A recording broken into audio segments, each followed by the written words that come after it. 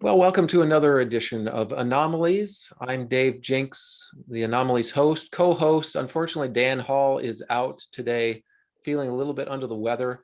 Um, but I'm really excited about this show because today I've got Dr. Mark Carlotto with us.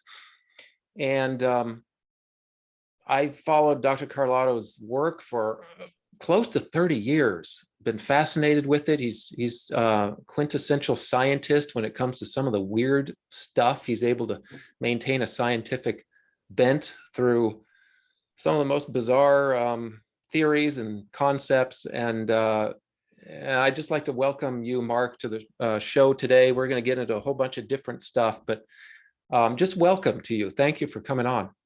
Thanks, Dave. Thanks for having me. It's nice to be here. Good. I want to go back in time about 25, 30 years to when I first became familiar with your work. And that was with the Cydonia Controversy, which is coincidentally or not the title of one of your books. The Cydonia region on Mars has been thought by a small or maybe even a large group of people to potentially contain artificial structures. And Dr. Carlotto was integral in getting those landforms, potential artificial landforms, into the public consciousness for sure.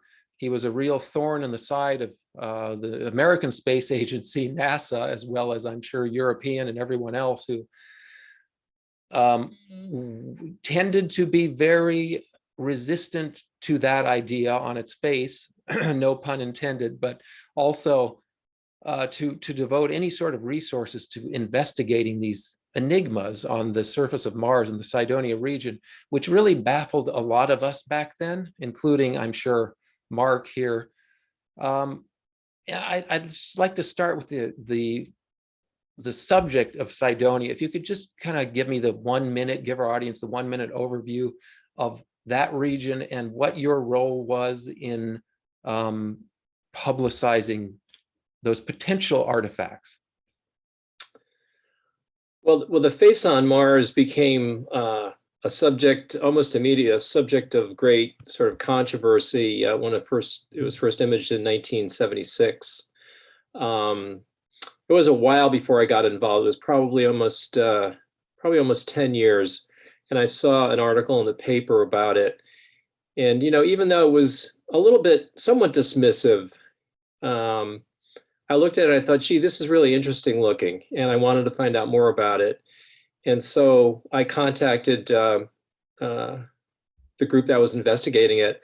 I got data tapes. This was back in the days of the big reels of tape spinning around. And I think 2 tapes contained 20 images.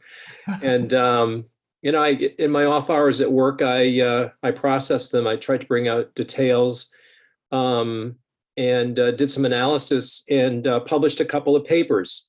It's kind of what I do. And I thought I could bring a lot of, the methodologies that I had developed for other applications for terrestrial applications to the Mars data, and, came up with some interesting results. And again, a quick overview of your qualifications too, because you have extensive education and work, I'm sure, in image analysis, image enhancement, and so on. Could you talk about that just briefly here? Yeah, I have a PhD in electrical engineering. I tell people, I don't do house wiring or fix toasters. And as it turns out, it's gotten quite far afield from anything electronic. What I do now is mainly algorithms and analysis. And, I've applied these methods to so many different domains, starting with Mars back, you mentioned 30 years ago, and more recently to terrestrial anomalies, to ancient civilizations, and, other topics that are also kind of people consider borderline, sort of on the fringe between, mainstream science and speculation, sort of the field of anomalies. But, what I always I think what I bring to the table is the ability to take a problem and, identify some data, do some experiments, and sort of set up a hypothesis. Like, when it came to the face, NASA had claimed that the face was a trick of light and shadow, it was an optical illusion. Mhm. And so when you break that down, what does that mean? Well, it means, generally, if you look at things a different way, the illusion goes away.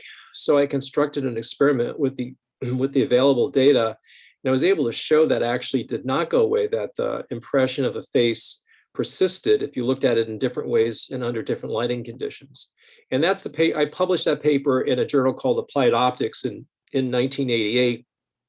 And this was after spending several years trying to get it published in planetary science journals, which are sort of mainstream NASA, JPL academic journals. And they really, their rejection was pretty much there isn't a face on Mars because there can't be one there. Right. Sort of the circular argument. But I was able to get the information out, and there's some traction. It's, if you go to Wikipedia and you look at Cydonia, face on Mars, it does cite the paper, and I'm very gratified that it's sort of stood up over all these years. Oh yeah. And I think this is what it's incumbent on anyone that has any hypothesis, anything that sort of deviates from the mainstream, is you got to sort of try to approach it scientifically. You have to use sort of accepted tools and methodologies, and because you can't argue with the results. You present them, and then if people don't agree, they can repeat the experiment. I mean, this is just the scientific method. And what I've tried to do is apply that to, more, borderline, if you will, subjects like the face on Mars. Yeah, and over time, I mean, in the beginning, like you said, that it may be rejected outright by most, quote, mainstream scientists because they already have a belief system in place that says this just can't be. I don't care what the science says.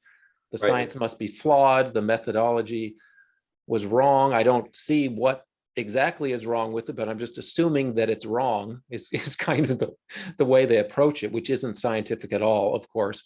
But because you have the consensus behind you, in that sense, science does become a popularity contest rather than a method that anyone should be able to apply and arrive at the same result, or at least close to the same result. So when you have the backing of the consensus, and especially when you have the media in large part playing the skeptic role, of course, you can get away with that. But over time, I think the science, like you said, it persists, and somebody will pick it up later. It may not be till a decade or 2 or 10. Unfortunately, some things languish for forever until someone picks them up again and says, oh, hey, that guy was onto something way back then. So it's good to have you made your mark on this, industry, for lack of a better term, and maybe somebody will pick it up later. Unfortunately, it's not till after the original researchers die in a lot of cases. We've had, unfortunately, a lot of the original, like the McDaniel group. I don't, one of my questions was, do you keep in contact? I know, if you run through the names, like Errol Torin, Horace Crater, of course, Stanley McDaniel, and there's several more. Molinar and DiPietro, I think, with pyramid that was named after. I don't know how many of those are still even alive. Do you know? Yeah, I mean, Vince recently passed away, and Horace Crater passed away a few years ago. But otherwise, I think most are still around, doing what they do. Stan McDaniel published a book on philosophy. He's a philosopher, and others like myself have moved on to other areas. I know Richard Hoagland kind of got out of it in terms of being an investigator, but he has a show. I've been on a show a few times. And I mean, people are still out there. These are still open questions, and they haven't been resolved yet. Yeah. There's only so So much you can do with limited data set, right? And that is another question I have. Have you seen or have you conducted more image analysis or calculations on the relation between these landforms, or what comes to mind to me particularly is Horus craters, the mounds, the way they were placed. That to me was very compelling, at least as he presented it in the beginning, because of the relationships between these mounds and just their enigmatic form. Even though it's just a mound there, they seemed to be placed. I always wondered, I wanted to find out more. Did that ever get analyzed at some point? Did we ever get better images? I think we got some images, but in general, has Cydonia been re-imaged to the extent that you could do a thorough re-analysis of it? And have you done any of that? And do you know of any other researchers who have, or is it still out there to be done? yeah, so yeah, Cydonia has been imaged quite a bit at very high resolutions. And the first high resolution image, the Mars Global Surveyor image, that showed the face, sort of lit from below. We call it the cat box image, the one that NASA and the media used to kind of sweep the whole matter under the rug back in the late 90s. That actually was followed by a number of images that were quite interesting, that showed a lot of detail, a lot of erosion. I mean, this is a highly eroded landform. If the face on Mars is an artificial structure, it's incredibly ancient. And so, yeah, this area has been imaged quite a bit. And, Horus Crater and Stan McDaniel published a paper on their work in the Journal of Scientific Exploration. Yeah. At the back then. And people write me and have, sort of in an attempt to follow up, what's going on, and, here's some ideas I have, and what do you think of, about them? And someone actually recently wrote me who's repeating craters analysis using Google Earth or Google Mars, because what Crater didn't have at the time was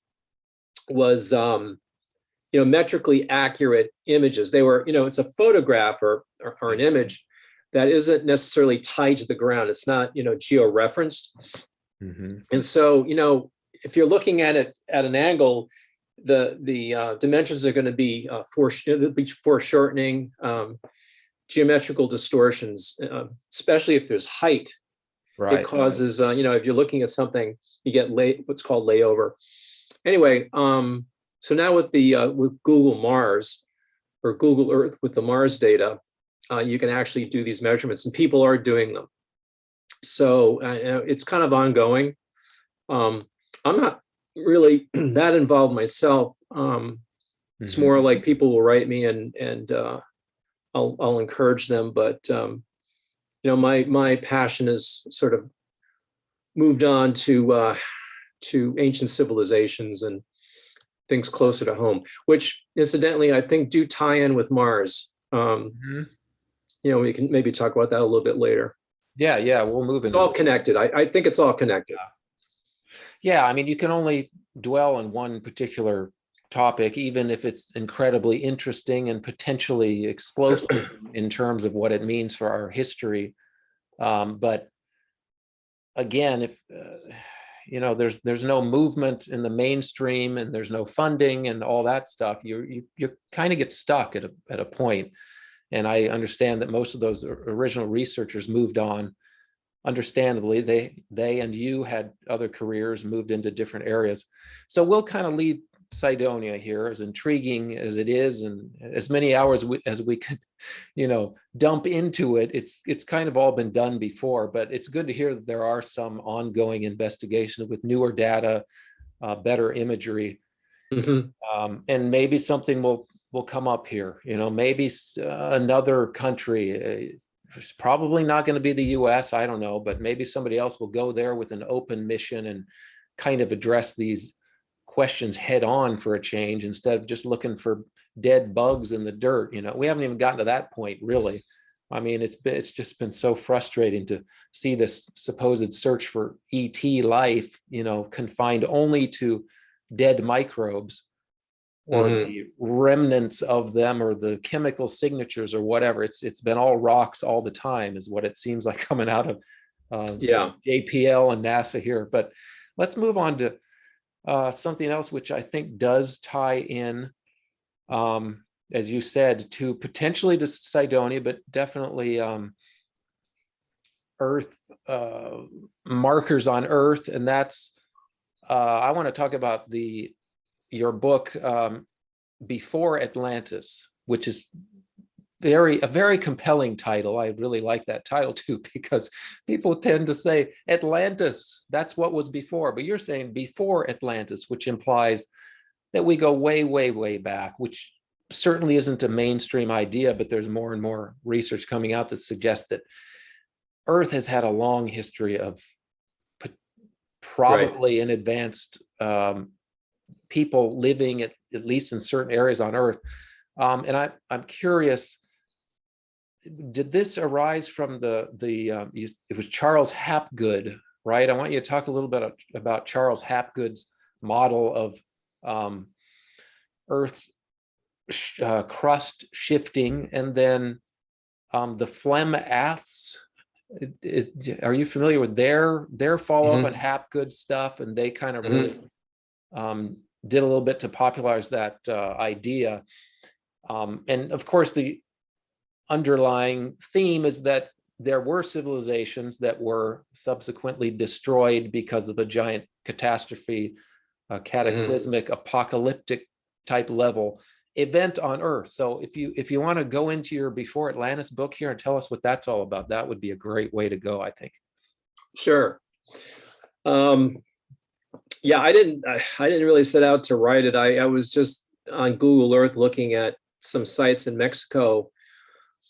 I wanted to visit on vacation, and I noticed that they're not aligned to the cardinal directions, which is that's the sort of weird thing that I would notice, right? Um, Not where the concession stands are, but Yeah. well, I noticed that too. Yeah. But it's like what why aren't they aligned north, south, east, and west? And then I remembered Hapgood's work, and actually it ties back to Mars because the city and face on Mars are actually aligned in a direction that Hoagland found to be in the direction of the summer solstice sunrise on Mars, like a 500,000 years ago. Mm-hmm. Because Mars's axial tilt changes slightly, and that as the tilt changes, it changes the direction of the solstices. And you can use that to date ancient sites that's done on Earth. And that was a really it was a brilliant idea. Dick has had a lot of really creative, really good ideas Oh yeah, for, definitely. and it really advanced the work quite a bit. And anyway, so there was that hypothesis that these things were aligned to the solstice. But then another researcher, Tom Van Flandern, who passed away a number of years ago, Mm-hmm. he determined, or he determined that when Mars, long ago, Mars underwent a crustal shift, or a pole shift. Mm-hmm. It wasn't a crustal shift; it was a pole shift. The volcano Tharsis Mons, this massive shield volcano on Mars, as it formed, it created such a mass imbalance in Mars's moment of inertia that it caused the planet to rotate. And so the volcano now is close to the equator, because things spinning around, it's most stable things spinning around, in the equator. Otherwise, it's off balance. Anyway, so Van Flandern showed that when this crustal shift occurred, it rotated, Cydonia to the location and the orientation it has now. But prior to that, it would have been close to the equator, and the city and face would have been oriented almost to the cardinal directions. So, I remembered this, and I remembered Hapgood, and it just got me thinking about what I was looking. I was looking at Teotihuacan. It's a Mesoamerican site in north of Mexico City, and Flemath in his book mentioned that it's closely aligned to the Hapgood pole, but not exactly. And actually, the Flemath pursued a different line of reasoning. He was actually interested in what are the latitudes of these sites on Earth. Like a lot of people are really interested in sites being like all along the equator or something like that, or along an ancient equator. But I was more interested in the alignment because, architects, when you build things, you like things to be aligned in a meaningful direction. And generally, it's cardinal directions, north, south, east, and west, because, a building you wanted to have say a good southern exposure for heat, say for passive solar, let's say. Right. But a lot of ceremonial sites are also aligned to solstices, like Stonehenge, and also to the moon, to what are called lunar standstills. Mm-hmm. And so this just got me thinking, and I thought, well, if we, instead of taking Hapgood's pole where he said it was, let's move it a little bit. It's like, yeah, you could actually get Teotihuacan to point to that. If that was the former pole, everything would have been rotated, and Teotihuacan would have been, instead of being, this way, it would be located, or oriented that way. Mm-hmm. And I thought, well, what about other sites? Because if you have more than 2, 3, 4, 5, 6, et cetera, you can begin to triangulate. Yeah. When I did that, I found there's a lot of evidence for a pole in that location. And then one thing led to another. I thought, well, what about his other poles? What about other sites? And over the course of a couple of months, I was insane. I made thousands of measurements by hand using Google Earth, taking the ruler tool from a site and dragging it up, Mm-hmm. to a North Pole. And I'd be up all night doing this stuff. I was crazed. And let me interject here, because I'm claiming a term for that. I call it the mashed potatoes moment. And if you want to know why, you remember in Close Encounters of the Third Kind, where Richard Dreyfuss is at the dinner table with his family, and they're eating, and he starts piling up his potatoes into Devil's Tower, right, in Wyoming, I think. Yeah. And he's so focused on building that tower because he has this picture in his mind of what he knows is of utmost importance. Right. He builds this tower. I didn't start dumping stuff in my through my windows. I stopped at that. But he does that too. He does that later on. His family looks at him like he's insane, because he kind of is insane. He is insane. Insanity. But you're describing your mashed potatoes moment, I think. Yeah. Right. Yeah. And I probably went a little insane too. Because you realize, hey, this is, once you start finding, more than a few, and I found probably upwards of about 80 sites this way by hand. Mm-hmm. And I thought, I think it's time to write an algorithm, something to do automatically, because my hands were getting tired. Oh yeah. And I was wearing out the keys. I couldn't, it's like, what key is that? I wore the letter off of it. Yeah. So anyway, I published a paper in 2019 at a conference that sort of describes the method for doing that automatically. And since then, I've found hundreds of sites all over the world aligned to previous poles. But it started just, I was planning a vacation. That's how it all started. So the previous poles, where do you get that? How reliable is that data? Is that generally accepted, that the different orientations of the poles? So when the poles change, climate zones change. Mm-hmm. So, imagine, so the North Pole is where it is now. But if the North Pole were in Hudson Bay, which is in Canada, that would mean that Canada and the northern US would be in the polar zone, right? Mm-hmm. So think about it. The last ice age, where was all the snow and ice? It was in North America. Mm-hmm. And so Hapgood's explanation for the ice ages was not a global decrease in temperature followed by an increase that led it to melt, but it was caused by crustal shifts that moved different parts of the sort of northern part and the southern part, the extremes of our planet, in and out of the polar zones. And so with that, you could actually then say, okay, if that happened, then how is the climate in different parts of the world? And there's actually quite a bit of evidence to support that. I don't have his book here; they're upstairs. But someone by the name of Mark Gaffney has written a book called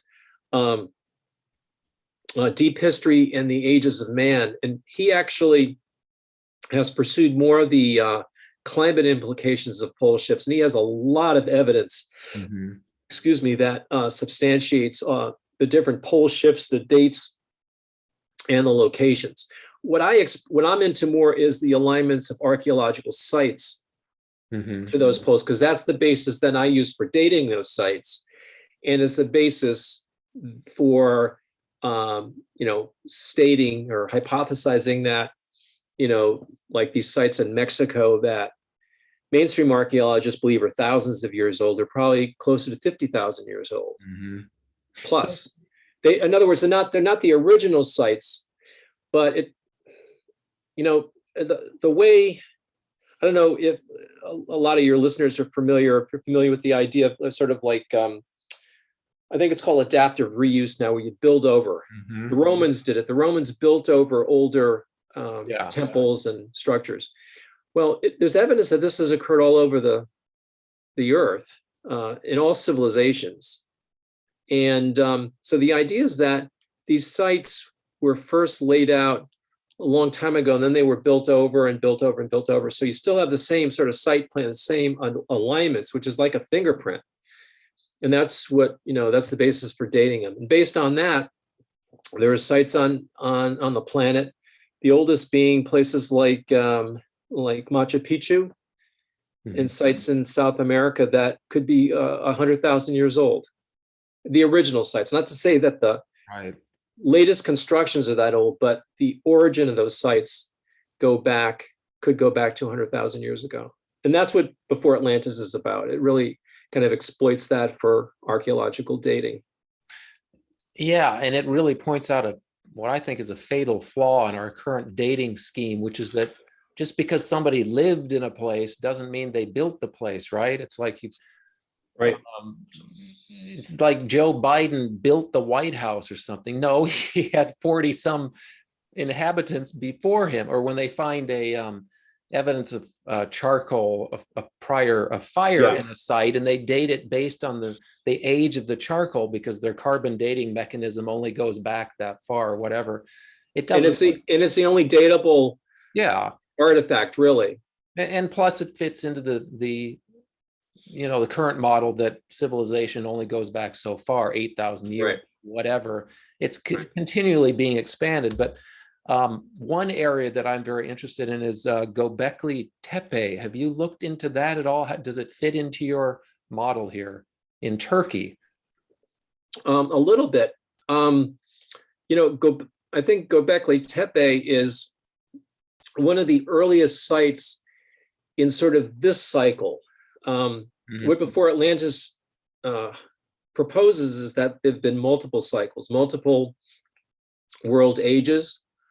So this is the current age, but when the pole was in Hudson Bay, where I alluded to a moment ago, that was the prior world age. And these ages are actually correlated with Mesoamerican myth and legend, the legend of the five suns is one example. And so it's the idea that there's been multiple ages, and what archaeologists are discovering now is that this age, which they believe is the only age, goes back. They used to think it went back to the Sumerians, right, to 3,500 BC, right? And now it looks like it's closer to 10,000 BC, around the time grain was becoming domesticated, and a lot of things were happening at that time. That part of the world is actually fascinating. That Turkey is where all these underground cities have been discovered, and there's a lot of interesting archaeological sites there as well. But I think Gobekli Tepe is probably one of the earliest sites built in this age, probably from the survivors of the pole shift, the cataclysm that ended the previous age, starting the new age in that part of the world. That's what I believe that how that relates to it. So Gobekli Tepe would be an early representation of the current age, but that still implies there were prior ages, even going even further back. And I've heard dating for that site, even sort of mainstream interpretations of being 10 or 12 or 15 or 20,000 years ago. Yeah. I mean, scientists, taking a deep breath and admitting it out loud that, yeah, it could be. And also it seems to be pretty advanced, even, especially for that era, which is beyond what we thought before the agrarian age, like you referenced, twice as long, twice as. Well, yeah. I mean, that part of the world, the Levant, which is where you find Baalbek and, Jerusalem, and it's the climate has been, somewhat stable. It hasn't been shifted in and out of the polar regions. Right. Whereas, I don't think you're going to find much in the way of ancient artifacts in North America, because they were probably destroyed by the glaciers. But, this part of the world further south has probably seen continuous habitation for 100,000 years or more. So, I mean, that's why in Turkey, you find sites that are aligned to 3 of the 4 former poles, to Hudson Bay, to a pole in the Norwegian Sea, and a pole in northern Greenland. And this takes you almost back 100,000 years. So, I mean, Gobekli Tepe could be, I said 10,000, but its foundations, as you keep digging deeper, it might turn out that it was built on something even older. Right. So, so the extent to which you're willing to dig, I think will, that's basically defines how far back you can go in time. Right. Have there been advancements in technology in terms of ground penetrating radar or any other sorts of technology that you think is promising in terms of going deeper? Satellite? There's obviously is a big thing. There's a number of non-invasive techniques that are being used to map underground cavities and spaces. I mean, fundamentally, you're limited to certain depths, and the resolution obviously it's not image quality. It'll tell you where there are voids and general structures like that. Yeah. But I think what I'm sort of alluding to is the idea of going down below the foundations of the current foundations and seeing what's underneath that. But that's easier said than done. Well, you need funding, and you need equipment, and you need a belief system that supports that also. And the technology to do it. These are not trivial tasks. Yeah. I mean, we're discovering new things every month, it seems like, with this technology. So hopefully we'll hit a critical mass here and just keep rolling with it, and keep rolling the years, go back further into the past and discover things. So I want to move on to your other book. But I have one more question about the Flem-Ath's research. They say that Atlantis was Antarctica, right? What do you feel about, what do you think about that conclusion? I mean, I think based on the sort of the geometry of these pole shifts, Antarctica would have been would not have been totally in the South Polar Zone. Some of it would have been in the southern temperate zones, and so parts of it would have probably been ice free, according to Hapgood's theory. Was Antarctica Atlantis? I think Atlantis is sort of a bit of a red herring, in that it's not all about there being the city, with shaped the way Plato says it was shaped, with these concentric circles and these harbors and dimensions and so forth. I mean, that's an example of something that existed at this time in the past. It would have been one of many structures, many artifacts, many bits of evidence of a civilization. And so, you asked about why before Atlantis. Well, generally, if you're looking for something and you can't find it, it makes sense to go back a little further, or sort of broaden the search, cast a wider net. And then before Atlantis, the idea is to really look for things that are old.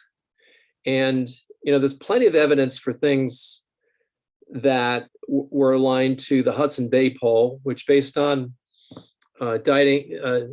dating using climate evidence, would have been 12 to 18,000 years ago or longer. And so, I mean, that's definitely putting you into, the Ice Age and that time frame. And so if you could find structures that date back that far, I argue you found evidence of Atlantis. So not the city per se, but it's of that previous civilization that's really the important question. Was there a civilization that preceded our own? And I think there have been several, at least several. Yeah, I think Atlantis is better serves us as a concept rather than a specific place. Like you said, it's a time period. It's like saying somebody digs up Washington, D.C. in the distant future and says this was Washington, D.C. Well, no, it was America, and it was the world as it is in the year 2020. Yeah. So there's a broader context. Yes, yeah. I mean, Plato made a specific description. That's obviously why we focus on that he was passing down what he heard from his elders and his references. But I mean, obviously there's so much more to discover. And so we need people like you to keep pushing ahead and looking for the stuff, especially with the technical background that you have. So let's move into your next book, Not of This World. For some reason, we kind of all end up here too, which is a really interesting concept. I mean, an interesting train of thought. You're looking at ancient artifacts or Mars or something like that, and you kind of end up with the UFO phenomenon for some reason. So I'm very interested in hearing how you made that jump from some of this other more hard science seeming subjects into this, this hotbed of speculation and insanity, really. So let our audience know how you got there to write that book. It was kind of a bit of a loose end. Back when I was doing the Mars investigation, you end up meeting a lot of interesting people, and they want to show you what they're doing, and so I was maybe somewhat dragged into the world of UFO research. Although people like Bruce Maccabee, asked. I worked with him a little bit on I think it was the Gulf Breeze sightings, and which is one of the cases I talk about in the book. Bruce did some incredible analysis, and so there was always that going on. But I never really got into it. I've never been interested in the I don't know, the cover up, the whole conspiracy angle. A lot of people are really into that, and that's really dominated the UFO field for most of its history. I mean, even now, still with all the data, it's still a big topic of conversation. And so I was always kind of peripheral to it, but I got involved in this case or that case, back in the 90s when the space shuttle missions were imaging these unusual objects.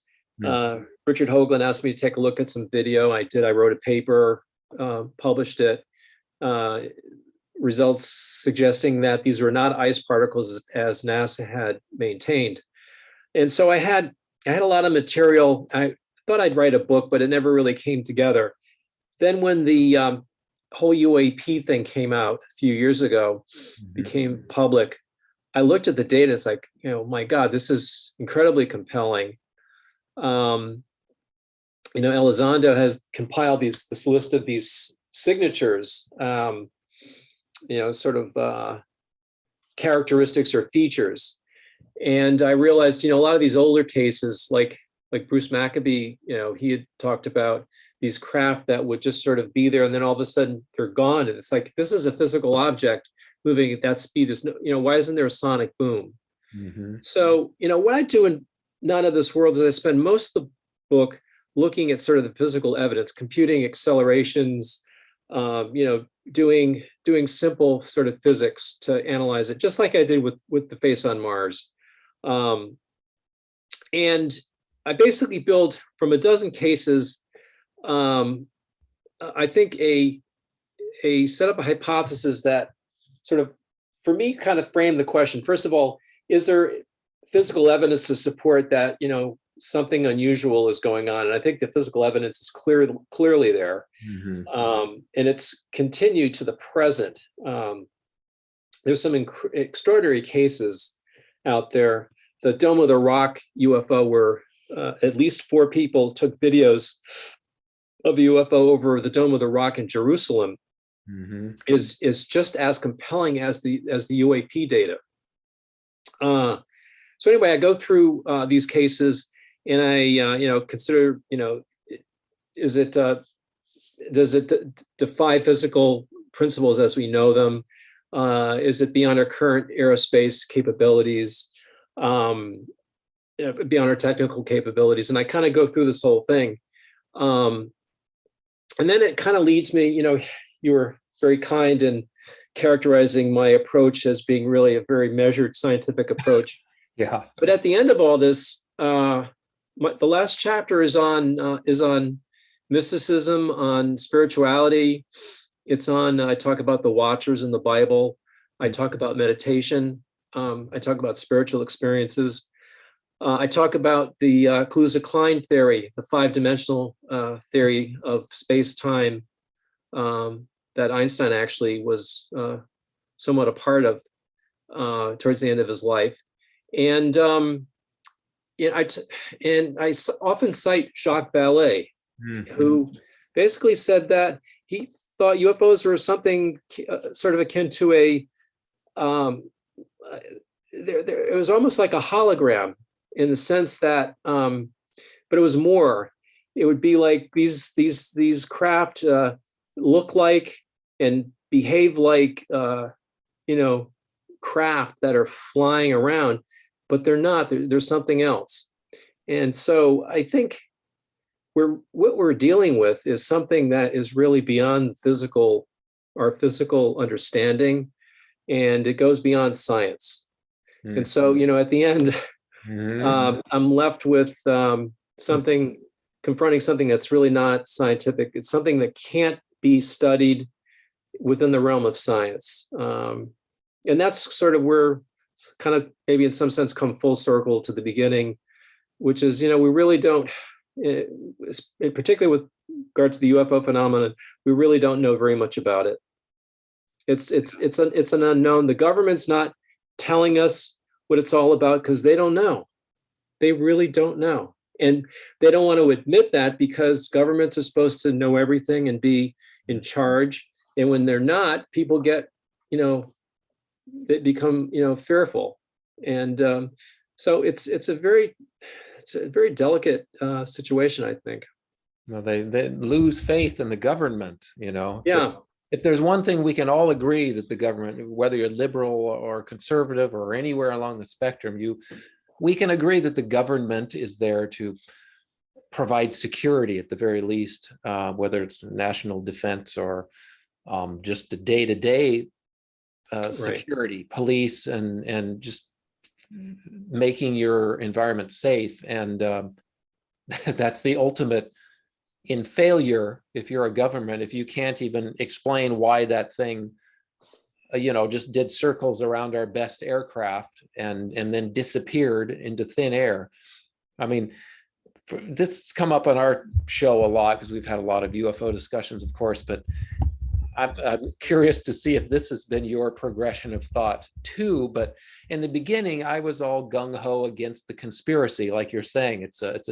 We have a need to know, we have a right to know. And then as the decades passed, I came to the conclusion that if I was in government, if I was in one of these 18 intelligence agencies or however many we have, I wouldn't tell people either. I would wait until I figured out what the hell is going on, and then maybe share some of it with the select group that, and so in some sense, you can't blame the government. No. Certainly, I mean, there is an active attempt to suppress information. I mean, there's no doubt about that. But the question is any of it justified? And I think that's a gray area rather than a black and white area. The more you look into this stuff, and how do you see a way out of that then, if there's a way? Fall into the realm of mysticism? Is it something that has to come from within all of us to integrate that sort of phenomena into our lives? Or is there something that a governing body could do or say that would make it, would ease the transition? Did you see the movie Don't Look Up? It's in my queue, but I have not watched it yet. So it's an interesting take. It's like, half the people, sort of like the way our country's polarized today, half the people in this movie don't want to look up and acknowledge this thing about to hit the earth. And it's like, it's not there. It's going to pretend it's not there. And so I think, a lot of people they're not really bothered by this. They're just happy to live their lives. And, let's face it, a lot of people don't have the luxury of thinking about stuff like this. They're trying to make a living and put a roof over their heads, and particularly immigrants that are just moving here. Their lives are hard. We have it really easy. Yeah. So we have the luxury of being able to talk about this kind of stuff. But most people probably don't care. But the people that care, I think science will continue to try to understand it. I mean, it's already kind of become somewhat mainstream. There are groups that are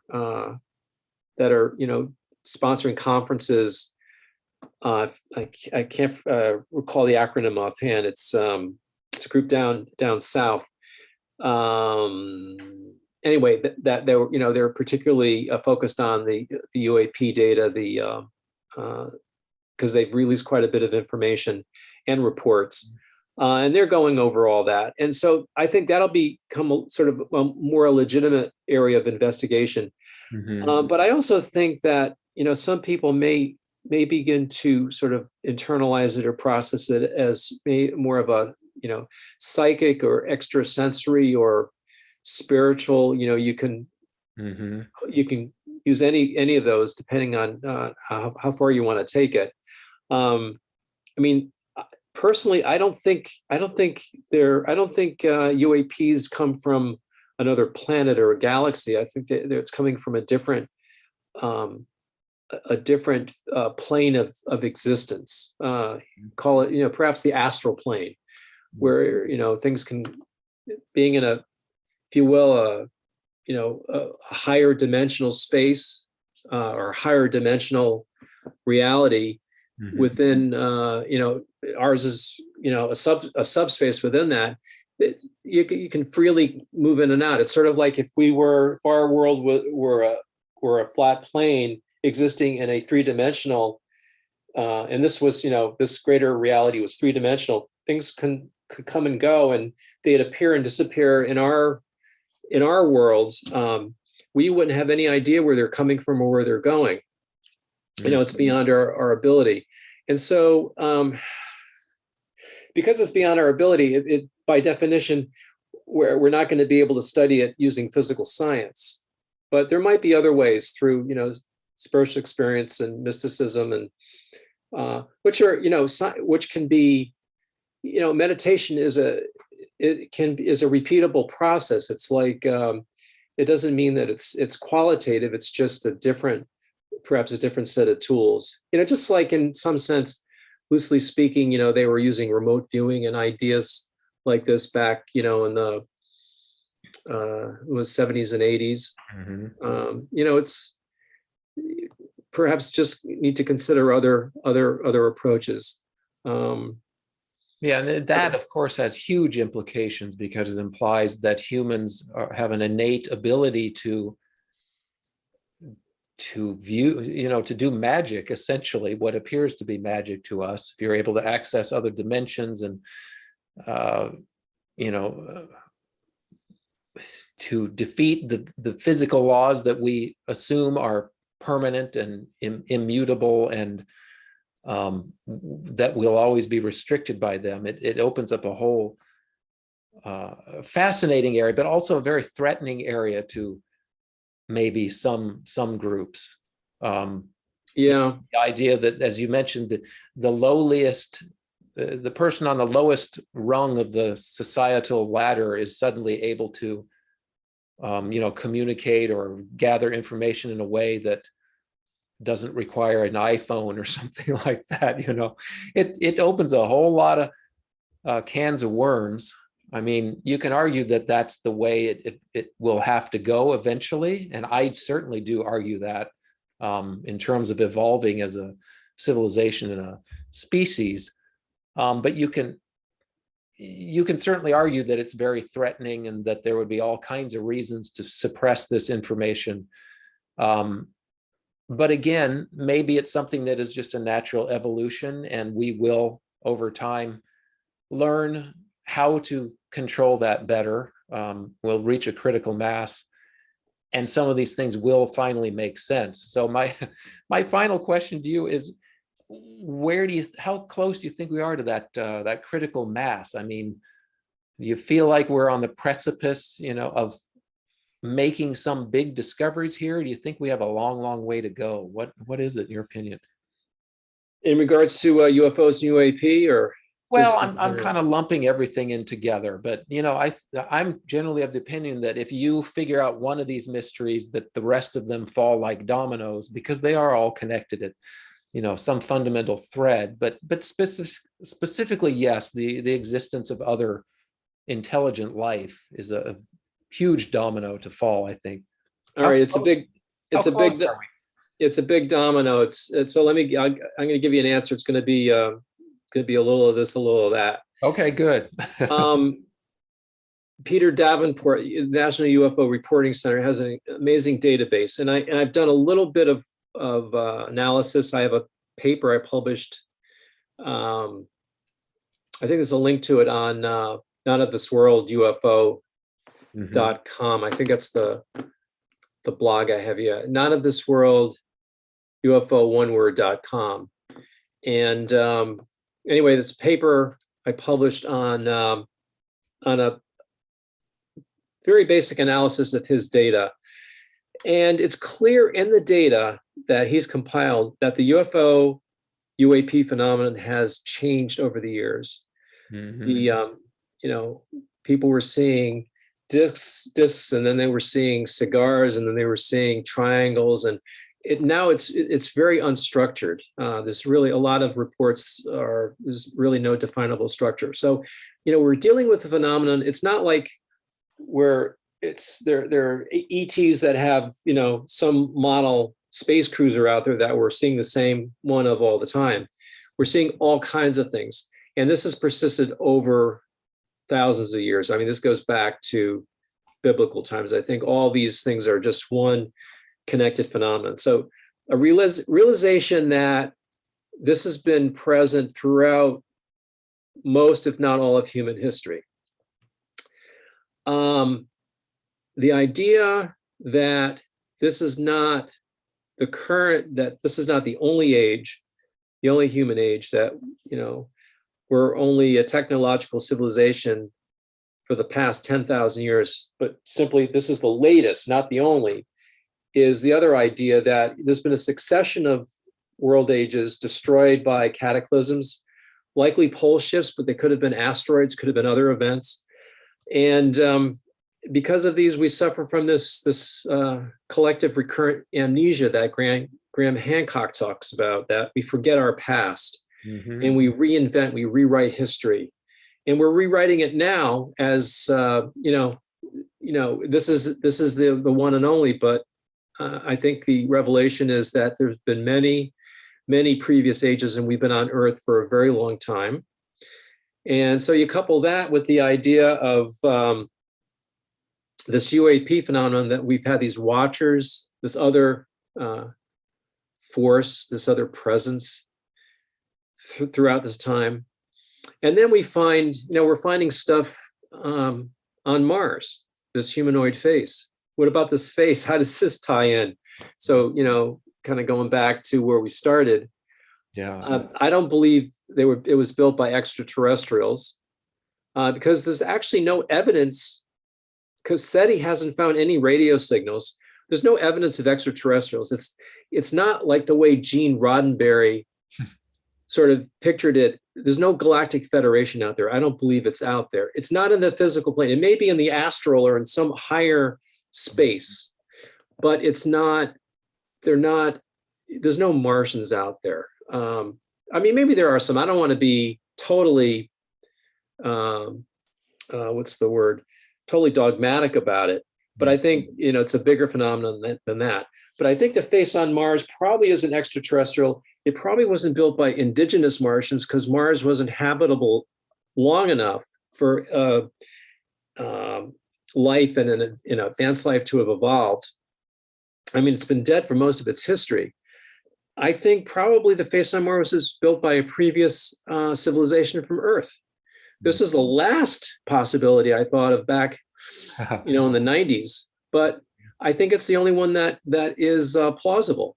And there's an article on Before Atlantis. I do an analysis using correlations between structures in Cydonia and stars in the Pleiades.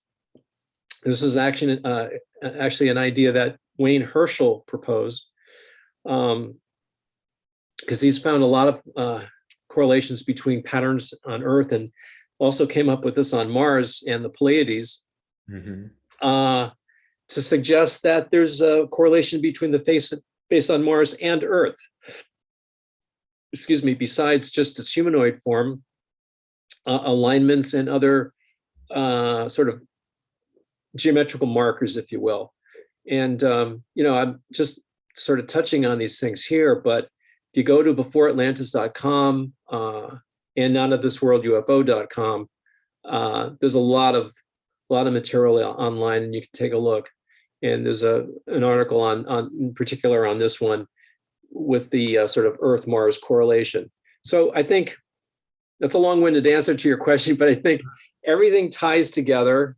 And I think the takeaway is that it's not what we expect. It's a lot bigger than what we have been taught, and it's largely unknown. It's not something that really fits in with the scheme of things as they're currently sort of defined. It's bigger. And of course, that has to be the case. The universe has to be bigger than anything we could possibly imagine anyway. So, I think that's the direction. I think it's exciting because it makes, because we have to be maybe more humble. We think we know it all, and we think we control things, but we really don't.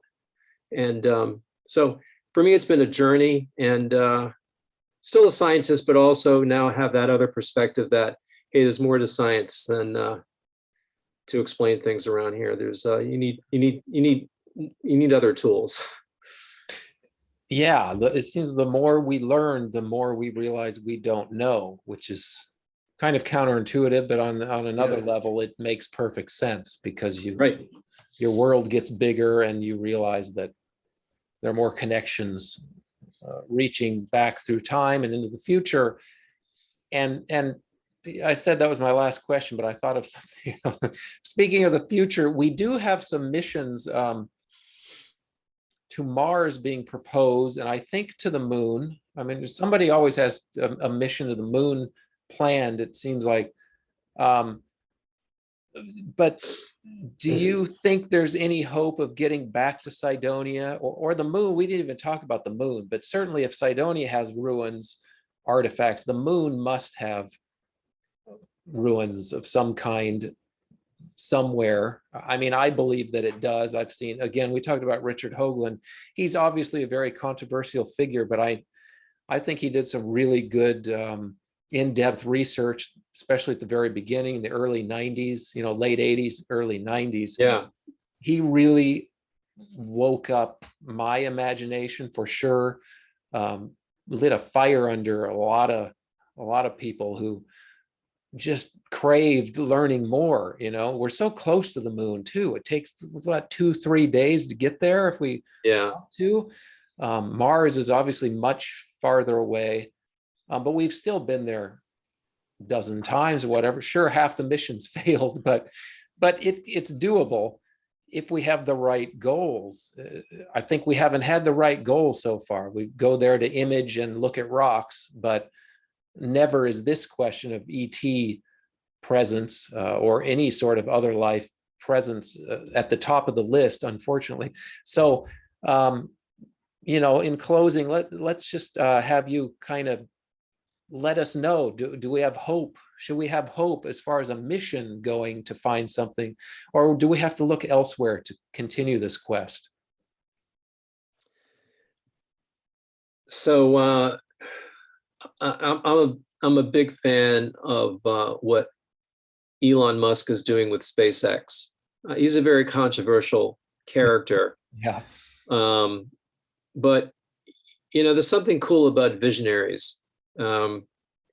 His thing is like, you want to wake up and look forward to the day you have something exciting happening, and he's certainly doing some exciting things. Mm-hmm. The Starship and the the Starship Heavy with the it's like a rocket. I have the Saturn V behind me there. Mm-hmm. It's much larger than that, and based with that technology, he hopes to bring about 1 million. I think he said 1 million tons to Mars. Because 1 million tons is what he estimates it will take to create a fully self-sustaining colony, city, civilization on Mars. Right. So I think that's where we're going. And I think I just sort of picture sometime in the future, while they're building the city or cities or expanding, or like we dig down and we find Native American artifacts, they're going to be digging down and it's like, what is this? Yeah. Someone was here before. Can you imagine the libraries that might exist somewhere in a in a cave or underground, just if there was a civilization, there will be a treasure trove of artifacts that we can learn so many things from. So it seems to me you're saying that private missions. I know Jeff Bezos. I used to work at Amazon. Bezos hired me. That's what I did after. In the era when I was busy reading your books, I stumbled into Amazon, and my brother-in-law was working. He was like employee number 10 or something, and he's like, "Hey, you want to come to this company? They sell books online." Of course, I was like, "Who's going to buy books online?" But I ended up going. I was like employee 12 or 13. I only stayed there for 3 years. So I'm not a billionaire, but it was quite an experience. But you spoke of visionaries. Jeff Bezos is one, of course. Yeah. And he has his own space agency, or at least an endeavor. I don't know how far along he is, but it sounds like you're saying that that's perhaps a trend that is promising in terms of, making a discovery of getting to some of these places that have such interesting, looking potential artifacts. Yeah, I think so. I think it'll be, when you think about it, what's the chance? Stuff that's old is buried, and so you got to look for it. They say that when when in the Middle Ages, the city of Rome, classical Rome was buried. It wasn't even, what we see today was underground. It had to be excavated. We've seen pictures of the Sphinx almost totally buried in sand. Mm-hmm. So, artifacts are probably buried, and you're not going to dig them up just randomly. I mean, the chance of hitting something is probably really small, but with enough construction and development, certainly on Earth, there's been plenty, and we're always running to artifacts now. In fact, most construction has some kind of protocol for dealing, at least in the States, with dealing with Native American or in Canada First Nation artifacts. And so it's possible that a similar thing will happen on Mars, that we'll find stuff that way. Maybe not, probably not in my lifetime, or I know. in the distant future. I'm hoping it happens soon, because you get your hopes up and your imagination starts going, and you think, let's just get there, let's get it over with, let's get the learning started, let's move to the next stage. So I hope, personally, I hope you're not right, that it takes us just going there and accidentally finding things. I think there's compelling evidence, and you've provided a lot of that through your own books, your own research, that there is something worth going to Mars for specifically. Yeah, I mean, we could presumably, Musk could, once he gets there, could have the resources to say, hey, let's take a ride up to Cydonia and see what we find. And maybe doing a little digging there will reveal something. And so that could be the low-hanging fruit. Right. So yeah, you're right. We may not have to wait that long. I certainly hope so. Yeah. But I'm sorry I had to wait so long to talk with you, though, Mark. This has been great. We're already pushing at about an hour and 15 or hour and 20, so I want to be respectful of your time. There's certainly a high likelihood that we'll have you back. I know Dan tends to go in a different direction than I do, and he asks great questions of a different nature a lot of times. So I feel like I'm kind of missing half the conversation in terms of the directions we could have gone with his brain not being here. But I think this has been a good conversation. I mean, we've touched on a lot of things that I think are sort of all related. So thanks for the opportunity for letting me talk a little bit about them. Yeah, this could go on for 6 or 8 hours, I'm sure, but we'll spare our audience. If they want to learn more about what you've been doing for the past several decades, certainly check out Dr. Carlotto's websites. You said Not of This World, UFO.com, and then is it just before Atlantis? Beforeatlantis.com, yeah. .com also. So those two are ones to go to. You've got other work that's floating out there in cyberspace. I know you can just Google the name and find links to papers and the evidence of what he's been up to. I'm out there. I get so much spam. I can't tell you. I'm all over the place. Yeah. That's not fun, but no. Is out there, and get the book, get the old. These are classics, in my opinion. I mean, I look back at these images and I just think, wow, that was the golden age in discovery. Thank you. Yeah, no, there's still, you can get those on Amazon, and these are the new books. I'm gonna get copies of those myself, definitely, and fill my head up with more of your. I really like your approach to these things. It's very, but also I'm really happy to hear that you've moved into other areas too. I mean, applying the same sort of methods and straightforward thinking, and it's just been a joy for me to talk to you finally, and we'll hope to talk to you again. Do you have any parting thoughts on this whole stuff? All this stuff. Words of wisdom. No wisdom. Just I think just be humbled, and there's just so much to learn and understand, and just be open to the unexpected. don't be so biased that you think you know the answer, and because oftentimes you're looking and it's like you get something from left field and it's like, wow. So I think you got to be open to that. I think it's part of the problem with science now. It's painted itself into such a box, the paradigm, and they can't get out of it. And it's too bad, because I think there's some interesting new directions in earth sciences and archaeology and space sciences and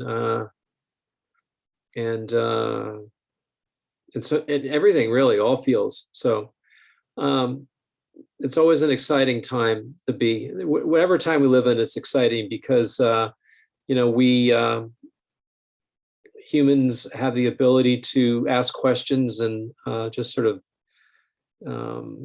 we want to know. We're in this quest for knowledge and understanding, and just be a part of it. I mean, it takes a village. You really need all sorts of different talents, and it's more than, like I said, it's more than science. Yeah. Very multidisciplinary. And like I said, if we go much past an hour and a quarter, I'm going to start rambling and babbling, and I think I've already begun to do that. So. Well, I encouraged you to do that, so it's partly my fault. But yeah, I mean, this has given our audience plenty of food for thought. We've got the books to check out, and go look at this stuff. Even if you were part of it, 20, 30 years ago, it's always good to go read these things over again, look at the images, and just remember that there was something there. That's why we got interested in this in the first place. Over time, it's easy to go, well, I was just going through a phase, maybe I was fooling myself. But if you go back and read these papers and look at these images, it's very compelling still, so many decades later, and it kind of keeps the fire alive for me to go revisit, while at the same time pushing ahead into different areas. And again, I'll check out your books. I'm excited to go there with you into some of these some of these other topics also. So again, Dr. Mark Carlotto, I want to thank you very much. I really do hope that we can speak again. Hopefully we'll be in touch. And it's just been a pleasure. So thank you. Same here. Nice talking with you. Okay, you too. I'll talk to you later then. Okay. Bye-bye. Bye.